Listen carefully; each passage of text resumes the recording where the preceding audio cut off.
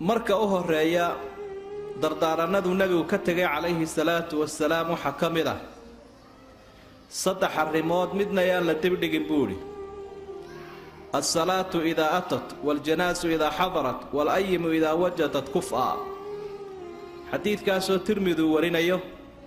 culimada qayb ka midina darajadiisa ay xasan ku tilmaamaan salaadu hadday timaado rag iyo dumar midna inay la dibdhiga ma aha ee salaada wakhtigeeda in la tukado wey haddii aad gurigaaga ku tukanayso iyo haddii masjidka lagu tukanayo labadaba arrinta labaad uu nebigu dardaarmay waxa weeye calayhi salaatu wasalaam jinaasadu kolka ay timaado ama naftuba qofka kolka ay ka baxdo wax loo dibdhigaa ma jiro laakiin waa in lagu dhaqsadaa qofkan sidii loo aasi lahaa waayo ama shar ha u ahaata ama khayre xabaashiisunba xaasilo ah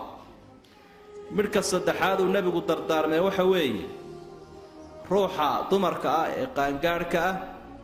ama carmal ha ahaato ama inan ha ahaato marka ay hesho qof kufu ah oo gayaan u ah in loo guuriyo waa dardaaranadu dumarka iyo raggaba u jeedinaya nebigu calayhi salaatu wasalaam ama aan nidhaahnee dadka hablaha mas-uulka ka ah taasi wuxuu ku dhiirigelinayaa rasuulku sala allahu calayhi wasalam si ruuxa dumarihi lamaanaheedii ay u hesho si bulshaduna ay u asturnaan karto si hadafkii loo gaadho adduunya iyo aakhiraba ilaa qof waliba lamaan u buhigsanayaae in guurka la dhiirigeliyo walaalayaal maanta arrinta guurku way yar tahay caqabado badanna waa la hordhigaa intooda badanna caqabadaha dumarka ka mas-uula iyagoo ka fikiraya dhaldhalaalka adduunyada ayaa dhallinyaradii wiilal iyo gabdhaba wax badan oo kharash adduunyo ah oo aan waxba ka taraynin dhismaha qoyska ayaa lagu hor joogsadaa uu diidan yahay taa rasuulku sala allahu calayhi wasalam markaa waxa uu nafarayaa inan iyo gabadh mid kastaba ha ahaato in loo guuriyo oo guurka lagu dhiirigeliyo mushkiladda guurku ama guur la-aantu way ku badan tahay dadka dabadda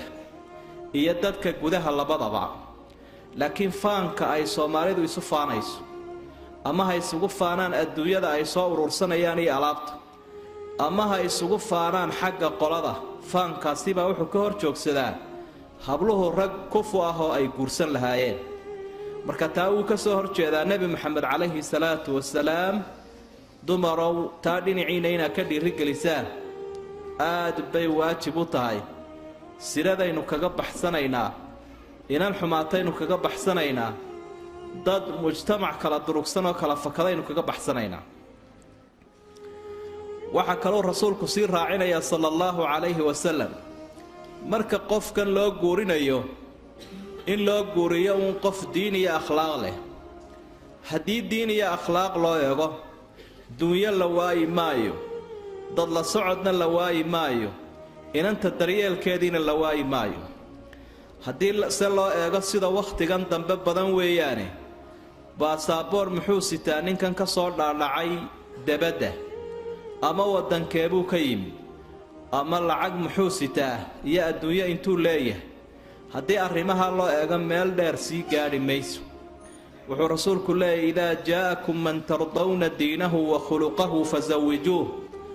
wa ilaa takun fi lardi fitnatun wa fasaadun cariid calaa macnaa xadiidi rasuulillaahi sala allahu calayhi wasalam ummaddeenna islaamka abuu la hadlayaa ee hooyooyinkiinnu ka kow tihiin marka uu idiin yimaado qof diintiisa iyo akhlaaqdiisa ka raali tihiin u guuriya hablaha haddaad taa yeeli weydaanna waxaa dhici doona fitno iyo fasaad waxaan la mahadinin weeye waa innaga aragnay oo dhibaataa ku timaada hablaha hooyada iyo aabba midna aanu ku farxin marka taa in aad iyo aad loogu fikiro weeye iyada oo loo meeldayayo dadka saalixiinta ah ee diin iyo akhlaaq ku wanaagsanna loo guurinayo marka taasi waa dardaaranka koowaad ee rasuulullaahi moxamed sala allahu calayhi wasalam uu ummaddan islaamka uga tegay ee kow ka tihiin haddaad tihiin xaawalayda haanina gunbay ka tolantaabaa laydhaa arrimahan guurka iyo qoyska iyo hablaha marka laga hadlayo aabbuhu kaalin weyn kuma laha waa meherinta uun laakiin kaalinta tabaabushaha iyo talada iyo aqbalka intaba waxa ku leh hooyada taa ina aad uga fiirsataan oo dhaqankeenii hore ee iskaga salaysnaa jaahiliyada iyo dhaldhalaalka adduunyada kaa inaa ka tanaasushaan waa midhuu nebigu inoo dardaarmaya calayhi salaatu wasalaam dardaaranada waxaa ka mida nebigu dumarka u dardaarmay altarhiib min an tatasawaja almar'atu bikayri idni waliyiha waxaan bannaanayn gabadhu inay guursato ehelkeeda idankooda la'aantii ciddii xaq u lahayd inay gabadhan guuriso ama ay meheriso iyadoo iska weydaaranaysa intay nin jeclaatay taana wuu ka digay rasuulka ilaahay sala allahu calayhi wasalam markaasaa waxa uu leeyahay ayumaa nakaxat bikayri idni waliyaha fanikaaxuhaa baatil xadiidkaasoo darajadiisa xasan lagu tilmaamay gabadha guursata iyada oo aan la tashanin ama aan idan ka qaadanin ninkii ehelkeeda ahaa waa aabbo awow walaal adeer ciddii kolba guurin lahaydee u soo horraysay weliga kaasaa la yidhaahdaae hadday iska guursato guurkeedu waa baatil buuhi rasuulku sala allahu calayhi wasalam taana hablaha yaryar u sheega oo da'yartu marka aynan dhallinyaro a jeclaadaan debadiyo gudaba waa laga yaabaa dadka debaduna inay qaarkood internetkii wax inaga dhagaystaane waxa ay xiiseeyaanuun ninkaa ay jeclaatay si aan loogu diidin inay iska daba gasho laakiin islaamku waxa uu waajib ka dhigay marka gabadha la guursanayo inuu guuriyo ehelkeedu iyadoo arrin baa la weydiinayaa ninkan ma jeceshay haa meher maxaa lagaaga dhigaa waxa iyo waxa ah guurkiisana waa inay raalli ka tahay meherka wixii ay qabsanaysanna waa inay sheegato laakiin in caqadkii la sameeyo oo la meheriyo cidda uu ka ansixi karayo ee fulin karaysaa waxa weeyaan waa ehelkeeda waxaa kaloo dhacdo oo dadku ay hadal hayaan oo ay yidhaahdaan carmashu iyadaa isguurisa baynu ka maqallaa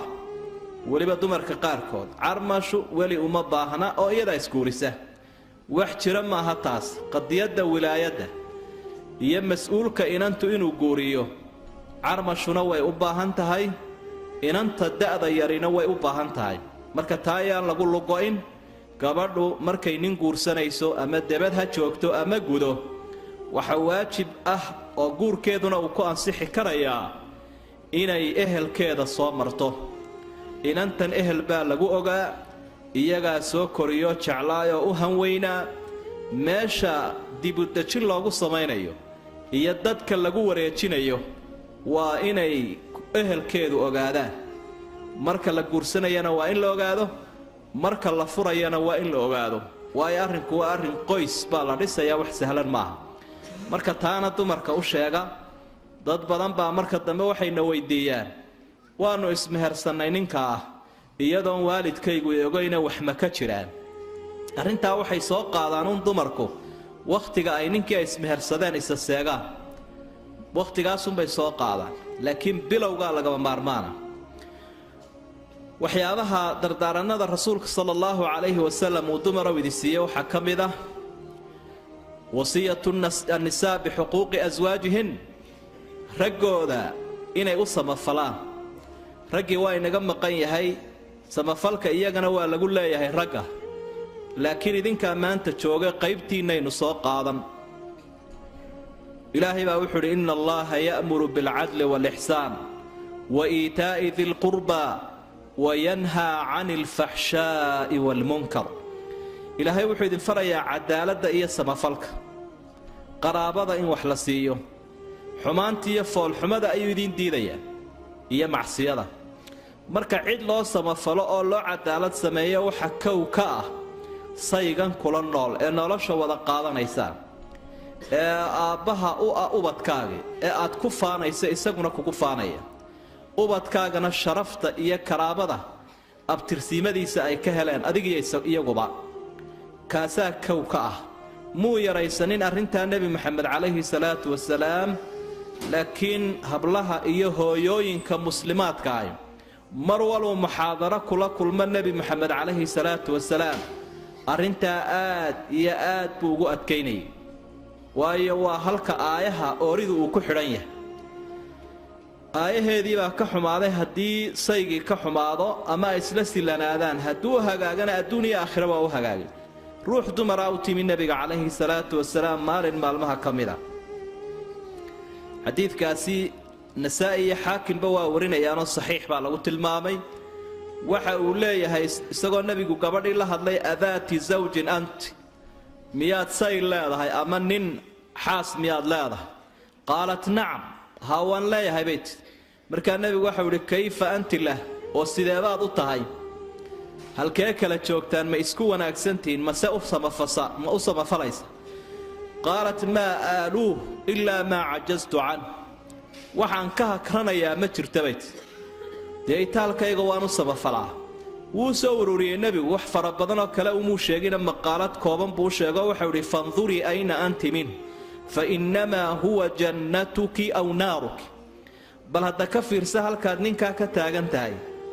iyo miisaanka adag sida ay isku tihiin iyo si aad ugu samafashay iyo ina xaqiisa siisiya in kale ka fiirso ama waa jannadaada ama waa naartaada haddaad u samafashana jannuu kuu yahay oo jannaad ku mutaysanaysaa haddii aad ku xun tahayna waad ku naar mutaysanaysaa mar kale xadiid bukhaari iyo muslim ku sugan abi hurayra uu warinayo rasuulka ilaahay sala allahu calayhi wasalam waxau idhi laa tasumi almar'atu idaa kaana zawjuha shaahidan ilaa biidnih cibaadooyinkii sunnaha ahaa ee ilaahay loo gudanayay ayuu nebi maxamed tilmaamayaa xaqii ninku inuu ka horraynayo markaa wuxuu idhi gabadhu marka ay doonayso soom sunno ah ninkeeduna uu joogo oo aanu maqnayn iyay soomin iyadoo ka fasax qaadata mooyaane hadday salaad tukanayso sunno ah iyo hadday soom sunno ah soomayso iyo haddii ay xaj sunno ah la imanayso iyo hadday sadaqa sunno ah bixinayso waa inay kala tashatay intaba waayo tashigiisa iyo oggolaanshihiisuna waa waajib cibaadadan sunnaha ay la imanaysaana waa sunne sunnahaasiiba waxa ka horraynaya waajibkaa ka horraynaya